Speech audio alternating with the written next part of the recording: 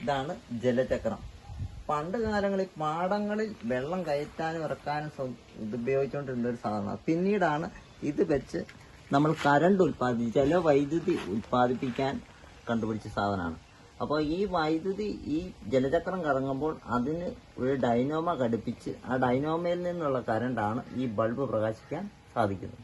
അപ്പോൾ ഈ ഡൈനോമയുടെ പ്രവർത്തനം എന്ന് പറയുന്നത് ഇതിന്റെ ഉള്ളിൽ മാഗ്നറ്റാണ്. മാഗ്നറ്റിന്റെ പുറമെ പച്ചിരമ്പിന്റെ ചുറ്റും കോയിലുകൾ ചുറ്റിയാണ് ഈ ഡൈനോമ നിർമ്മിക്കുന്നത്.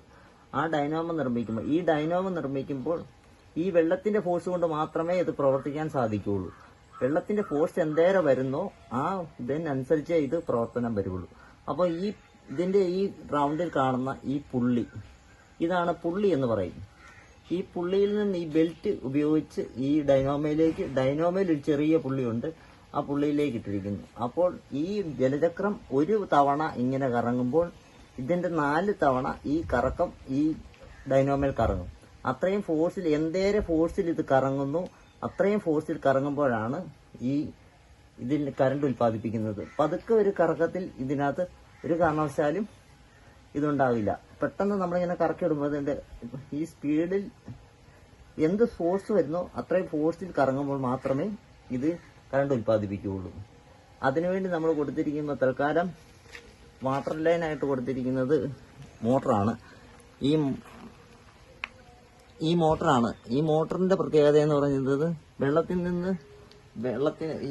വെള്ളത്തിനെ അതിശക്തിയായിട്ട് ഫോഴ്സിൽ ഈ ജലചക്രത്തിലേക്ക് അടിക്കാൻ വേണ്ടിയാണ് നമ്മളിപ്പോൾ ഇത് കൊടുത്തിരിക്കുന്നത്.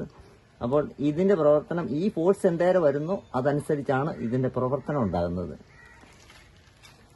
അപ്പൊ നമുക്ക് ഇനി ഒന്ന് പ്രവർത്തിപ്പിച്ച് നോക്കുന്നതിന്റെ ഇത് കാണിക്കാം. അപ്പൊ ജലചക്രം കറങ്ങി, ഡൈനാമോ കറങ്ങി, അപ്പൊ ഇനി ബൾബ് പ്രകാശിക്കുന്നുണ്ട്. അപ്പോൾ പകല് വെട്ടം നല്ലപോലെ കാണുന്നുണ്ട്. ഈ വീടിനകത്തും 3 ബൾബുകൾ പ്രകാശിക്കുന്നുണ്ട്. ഇതിന്റെ ഫോഴ്സ് കുറയുമ്പോൾ മിന്നി മാത്രമേ നിൽക്കുള്ളൂ. ഫോഴ്സ് കൂടുന്തോറും നല്ല ബ്രൈറ്റ് ആയിട്ട് ബൾബ് കത്തും.